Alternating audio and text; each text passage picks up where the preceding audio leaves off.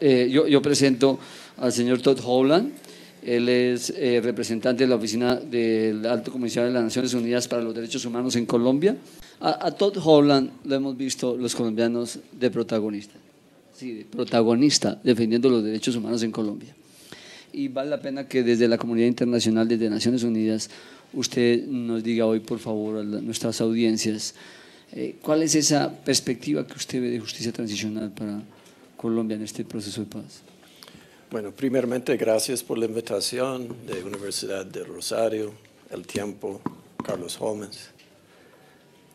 Yo creo que es importante, primeramente, para decir que tenemos una gran confianza que este proceso aquí en Colombia va a ser un modelo y va a ser un modelo para todo el mundo. Pero también hay varios peligros y voy a mencionar tres.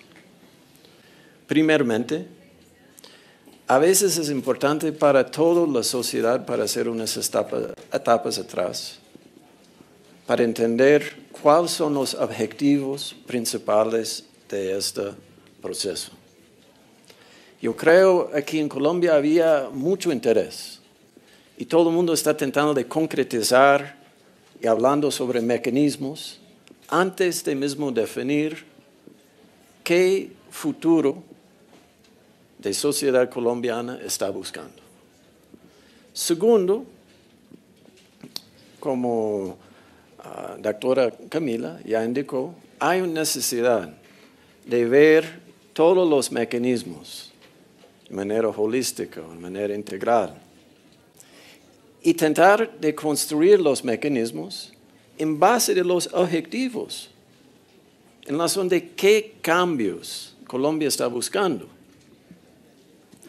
Tercero, yo creo es importante para mismo indicar que no es apropiado para tratar de instrumentalizar la justicia transicional para beneficios individuales.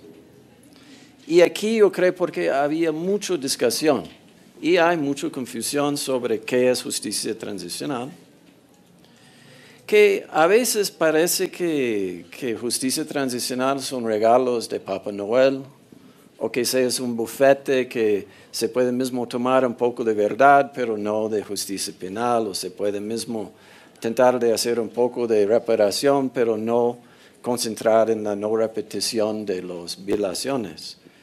En realidad, todos los mecanismos tienen que trabajar juntos para cambiar la sociedad colombiana, para evitar las violaciones que existen hoy en día y también para crear un mejor futuro. Yo creo por esta razón, estoy diciendo que tal vez es importante para hacer una etapa atrás, para mismo tener esta conversación de qué futuro Colombia está buscando y después ver los mecanismos. Listo. No sé si ahora vamos ya, Marta, directamente con las preguntas. Durante la preparación de este proceso que con el doctor Carlos Holmes en la universidad llevamos ya unos meses, siempre trascendió la preocupación, sobre todo de Naciones Unidas, porque el debate sobre justicia transicional cayera muy puntual sobre si cárcel o no cárcel. Ustedes escucharon al coordinador de Naciones Unidas en Colombia, a Fabricio, diciendo aquí hace apenas unos minutos que eso es equivocado, que debería mirarse de manera más contextualizada los otros componentes de justicia transicional, reconocimiento, verdad y no repetición. Yo quisiera plantear la primera pregunta.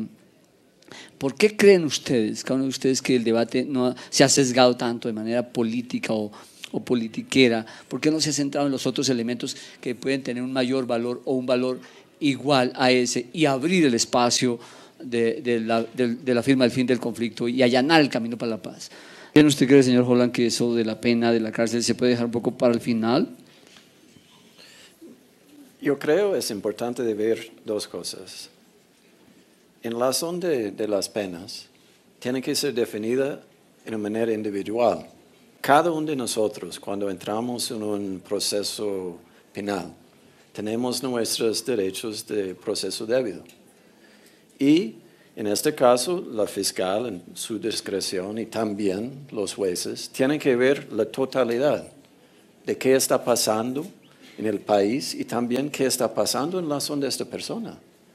Si esta persona, por ejemplo, vamos a tomar una persona de secretariado de FARC.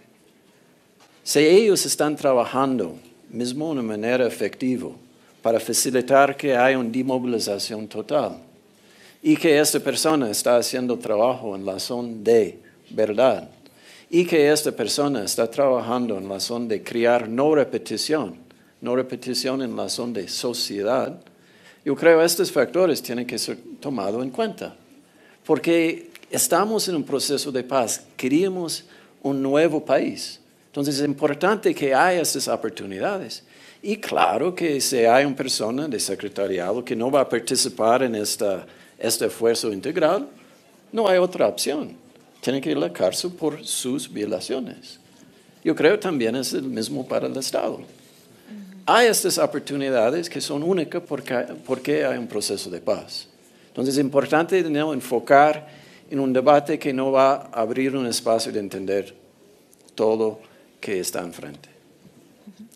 Todos coinciden en que la justicia transicional no debe empezar por la fijación de las penas, sino que hay que medir también la generosidad de las partes, tanto de la guerrilla de las FARC como del gobierno, y eso está bien. Pero también todos han mencionado la importancia de reivindicar a las víctimas como punto central de esta negociación.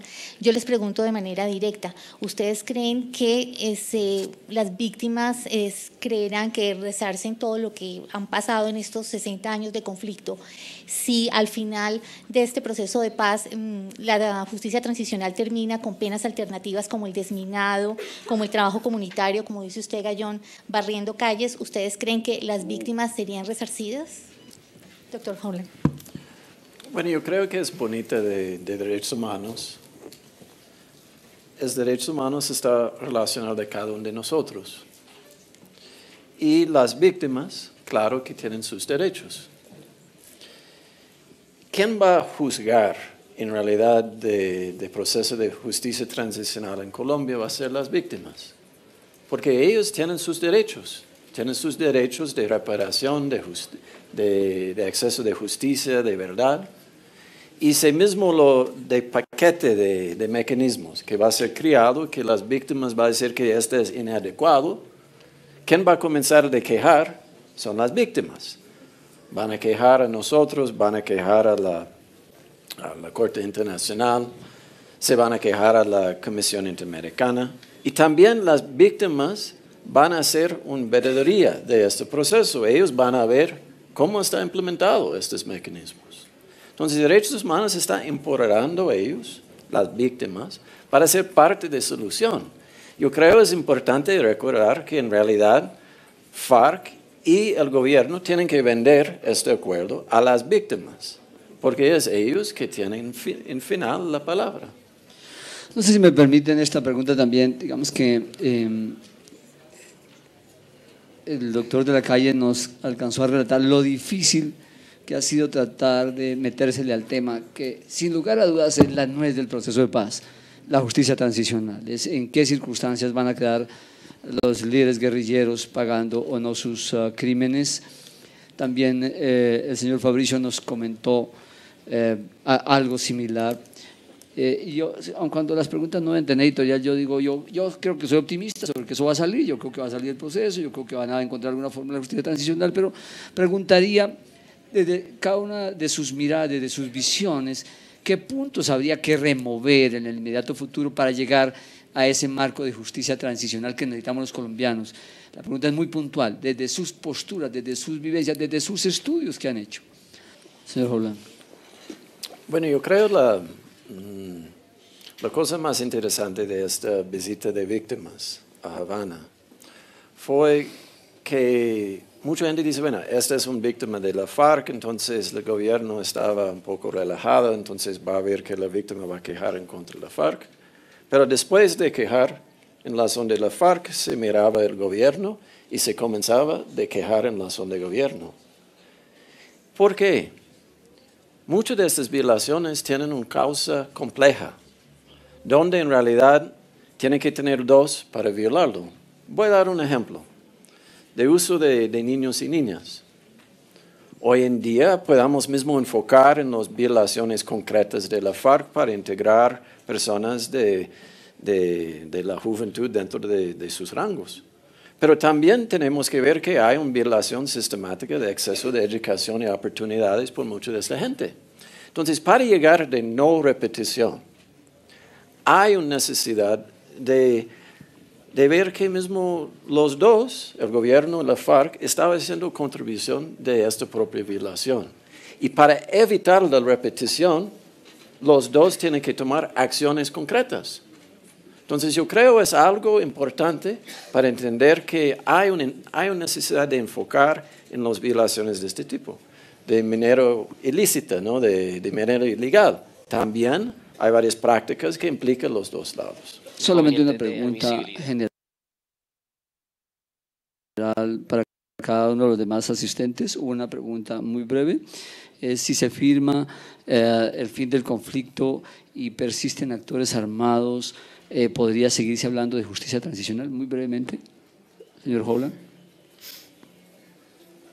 Bueno, yo creo que justicia transicional fue desarrollado en contexto específico de transiciones y de realidad que se puede tener un post-conflicto en la zona de un actor, pero no en la zona de otro, complica mucho. Porque cuando estamos hablando de procesos de verdad, procesos de no repetición, normalmente es importante que haya un proceso de sociedad. Entonces yo creo para Colombia, este factor es algo que complica mucho y es importante de pensarlo y pensarlo bien.